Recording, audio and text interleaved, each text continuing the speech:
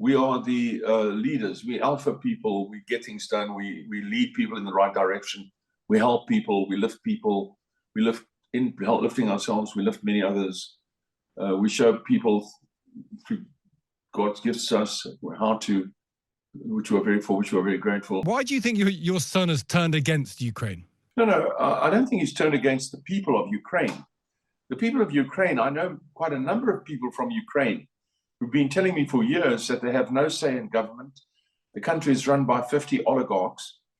They don't know what's going on. They have no idea what life is, what's going on in the outside world almost in Ukraine. The people are hostages in Ukraine, the actual people. So when you talk about Ukraine, I assume are you talking about the population or the land, or what are you talking about? Yeah, so that's the question, isn't it? I mean, I guess I'm talking about the minute. Are you talking about the dictatorship of, Zelensky's got a dictatorship there. So are you looking at this mediocre comedian's dictatorship set up by the West or the CIA, or what are you talking about?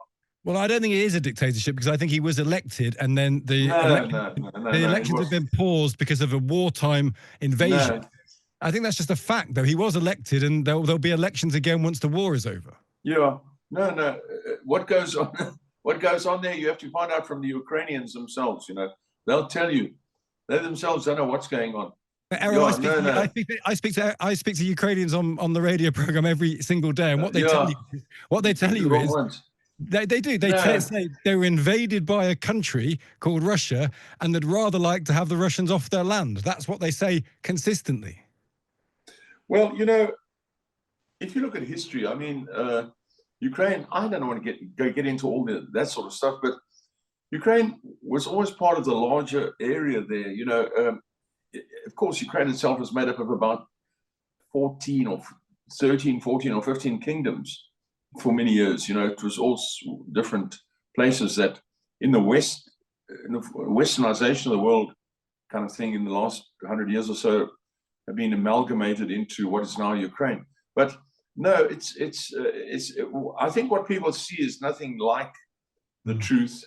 Zelensky, as the current administration said, I think he enjoys maybe 4% support. I don't think he enjoys any support at all. I mean, the guy's a piano playing mediocre comedian. It doesn't make any sense. It doesn't make any sense at all. And then, of course, more importantly, is that Elon, who you can take to Elon doesn't pronounce on much. Let me tell you, he pronounces on very little things. But when he does pronounce on something, my advice to anyone is take it to the bank and bank it. Because Elon has said that Ukraine is the biggest graft machine, the Ukraine war, I mean, is the biggest graft machine in the history of the world. Now, I said you can take that to the bank and bank it. But where does Vladimir Putin fit into that worldview for your son then? Because he's the one who started this war. Well, it's very difficult to say who starts these wars. We learn afterwards, that these secret groups like the CIA and that are involved in doing this and that and the other. Russia has a military force that is about 1/10 the size of NATO's military force. So I mean, it's all doesn't add up. It doesn't make any sense. Then on the Ukrainian side itself, the areas in which Russia has apparently invaded, we hardly get any real news of what's going on there, but they've taken over all Russian-speaking territories, fully Russian people that have been, in fact, if I'm to understand, not particularly well treated under the Ukrainian government setup. So there's more to all this than meets the eye, But it's very important to take Elon's comment that this is the biggest graft machine in the history of the world. And I think we can't just skip over that. And do you think that the US administration, of which he's a very central part, effectively has that same antipathy towards Ukraine? Sorry? So do you think that the US administration, of which he is a very important part, has that same antipathy towards Ukraine? No, there's no antipathy towards the people of Ukraine. No, it's to put an end to this war. I mean, apparently hundreds of thousands of young men are dying. I mean, this is crazy. For what? so that they can get lots of backhanders in various parts of the world. $200 billion is missing. I mean, give me a break. You know, you have to be like seriously in lower levels of primary school to swallow the crap that is thrown at us. I mean, you really have to be in primary school or lower levels, you know, grade 2. How do you think Elon Musk is doing in the administration? What do you make of his Doge approach? What do you make of what he's doing as a politician? Well, you know, once again, you know, Elon is a bit of a machine. You know, he was raised by me. His values he has, I taught him. I'm an engineer. We get things done. We have nothing to do with. We don't like faffing around. And Elon now has been given a job to see what's wrong there, and you couldn't give it to a better type of a person. I have seen this kind of thing happen together. You give these kind of things to the right person, people, they clean it up. I mean, the corruption and theft and fraud is staggering. You know, I mean, it's absolutely staggering. You know, $10 million for lunch bag boxes for Al Qaeda. I mean, 40 million a week to Taliban, of which 30 million goes back to the US to somebody. I mean, give me a break. You know, this is. I mean, don't give they made a mistake when they thought of not Trump and them, but I mean, to put Elon in this position, when he's finished, you know, he used to have a cleaning material called spick and span. America will be spick and span. Do you think he'll stay in? Do you think him and Trump will get on though? Because they do seem like two big egos. Oh no, they get on extremely well. But Trump is an older generation and fully understand. As I said once, you know, in a meeting once where I was derided, Elon at that time was still anti-Trump, very anti-Trump. On my 70th birthday, you know, we had a birthday party here in Cape Town, about 50 Americans, and they brought out with them all Democrat type from Hollywood, you know, arty sort of people, and you know, they all laughed like hell when I said I supported Trump, and at that particular gathering, and you know, and they said, why? You know, in their laughter, I said, well, you know, Trump is just like us. This was like 2016, and what I meant was he's just like me, Elon and Kimmel. We're the same species. So there's no possibility of them not getting on.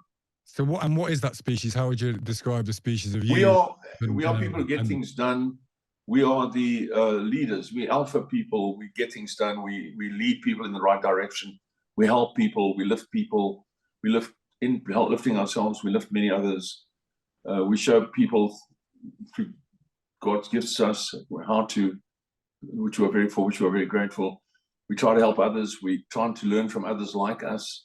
We try to do the right thing. You know, we don't like to live on somebody else's money and so forth, you know. Do you think we need that in the United Kingdom? Do you think we need a leader like... No, yes. Well, let me answer that like this. The British people are the source of all of us. The descendants of those that we descend from are there with you. The British people, probably the finest people in the world since the Romans. I mean, these are the finest people in the world. What you have at the moment in England, is a government that's been played on you, and this is nothing like England. This is nothing like Britain.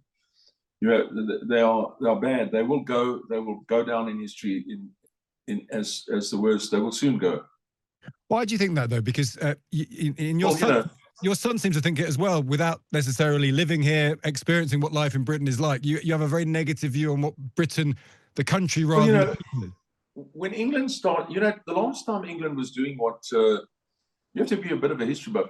The last time England was doing what's been going on now is under Cromwell. You know, so you know, Cromwell was a bit of an un-England sort of English sort of guy, and we now have a sort of second, you know, sort of Mickey Mouse Cromwell. And you've got like 3,000 people in jail for posting on Facebook that they don't like what's happening to their country, which would be, I would be one of them if I was there. Errol, but I just worry that you read some things online and you think that they're true, that they're not in jail for posting that they don't like their country. Some of them might be in jail for inciting hatred or inciting riots. Well, yes. But that's not the same thing. I wonder whether you and Elon sometimes you read stuff online, and you're credulous. You just believe it. Well, you know, it's funny that you say that. No, I don't read it online. Not only that, but I mean, I have seen people we have seen people go to prison, and then they've emptied the prisons of hardcore criminals. This is unbelievable. It's like, what's happened to the English people? Have they gone off their, are they asleep or something? But at any rate, a while back, about a month ago, I got a request from the Muslim Blood Brothers of England, you know, and they want to, you know, they want England to be a Muslim country, and they are working for that. You know, at the moment they're busy with Ramadan, but we were going to see them, and so they're keen on England becoming Muslim, and that's not going to all that sort of stuff. But Errol, this is madness. This is not real life. This is not what's happening to Britain. Britain's not going to become a Muslim country. There's no way. I've got people who formed the Blood Brothers of Muslim England who don't think like that. And so, I put it to you, they might well be really deep in the ground there. They might well be lunatics. If I were to set up a group of people that called an apple and an orange, it wouldn't make an apple and orange. It just true. I'm saying something mad. Yes, in the same way, I mean, these people who've been imprisoned, you know, said they don't like what's going on, and so you know, it's like if the Muslim, I like Muslim people. I just spent a week in Dubai. They're very fine people there, but you know, when people start saying that they want to have Muslim England, then that surely should be also considered hate speech, surely. Who do you think you and your son, because I know you speak to your son, you're in touch with your son regularly, do you have an opinion on who should run Britain? Do you have a view on who should be the next Prime Minister? Well, you know, Elon was close to Farage for a while. Is it still Farage? Is it Rupert Lowe? No, we made it clear about a month or 2-3 months ago. I made it clear first, and Elon followed up. Farage speaks quite accurately on things, but he doesn't come across as much of a, you know, what I don't see him as a leader. I see him something as a sort of a Tory, you know, like disgruntled Tory. And, you know, I mean, he's all right, but yeah, you know, you need leaders. You know, a leader, you know, if you want a leader, you sort of look at Donald Trump. There's a leader for you. You look at people who can outstay the bullets and things that are thrown at them. In his case, very figuratively and literally. You know, you need people who are really, really leaders, you know. Now, of course, England has spawned leaders for hundreds of years. So, you know, telling England to find leaders is a bit uppity of me. You know, they spawned the world's greatest leaders in the past. So, you know, who am I to say? But they need to start doing it again. Is there anyone you and Elon would have seen that would? Yes. Well, you know, the one person obviously that everyone has seen that speaks sense and is Tommy Robinson. But then they immediately come back to you and say, "Oh, but he didn't turn up at a court hearing." No. You only have to look at a person speak once, and then you know exactly what you can expect from them. You know, he's not an apologist, but he's just a young man. So people but Errol, again, I wonder if you just read the wrong things sometimes. That Tommy Robinson is in prison for contempt of court. He libeled a 15-year-old refugee, which he himself accepted. He's been convicted 4 times for different offences. He's quite a known, celebrated racist. He's no intellect by any standards of anyone in the entire world would regard him as that. All of those things put together, I would say, puts him well beyond the pale of possible leadership. Yeah. No, well, whatever, that's your opinion. But you see, people actually don't work on that. They, you know, it's like, why does a woman like a man? It's very hard to say. She sees things in him. And so one sees things in people, and you see certain things and you see certain other things. And he's a young man, and he exemplifies the British spirit that we know about. We know as people who had to leave for England and be in other places. And so he doesn't exemplify my British spirit. I can tell you, he doesn't exemplify my British spirit. Well, that's because you live there. You see. So well, exactly, and I occasionally bump into facts and true things about the country. I don't. My concern for both you and your son is that you read a certain version of Britain that isn't true. That's my worry. That I think in a lot of this. Well, you know, I mean, you know, if you, I've mentioned this before. You know, Nelson Mandela is now held in high esteem over the world, his memory and so on. And he definitely deserved it. But as a young man, he was killing people, and he killed many women and children in horrific ways. And he was sentenced to death.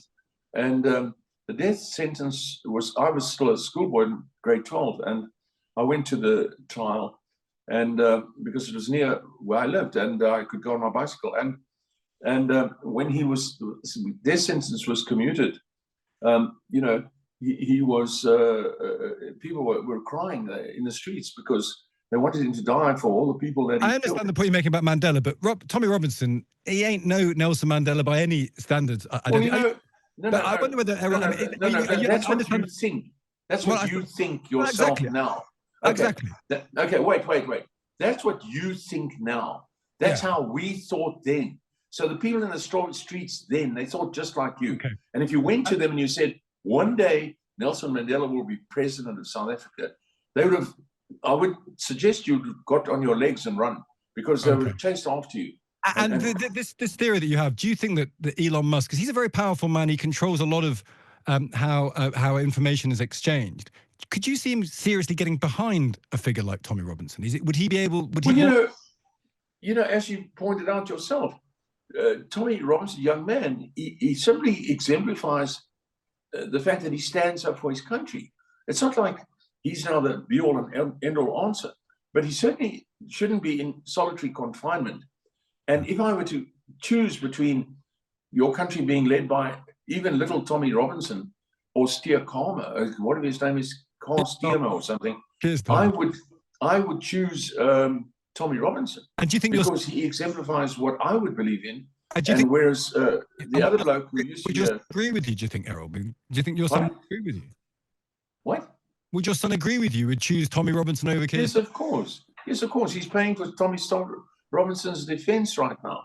He's trying we're trying to get him out of the clutches of the political police. So he's a political prisoner right now, and we're trying to get him out. Just a personal note, just to finish on.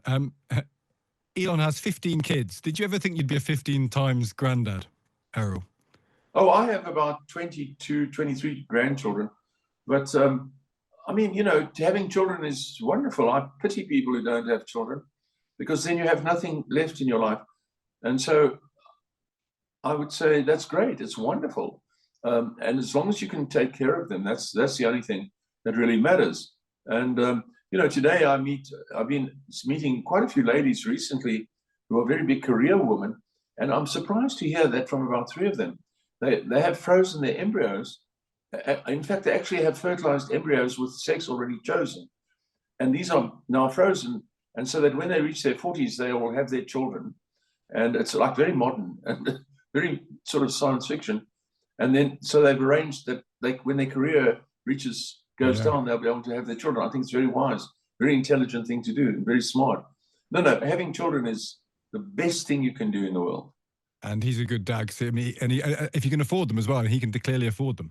No, you must be able to. Once you have a child, your life's gone, boy. You are now a slave, Yeah. Before you go, Errol, what's the last piece of advice you gave Elon, and has he followed it?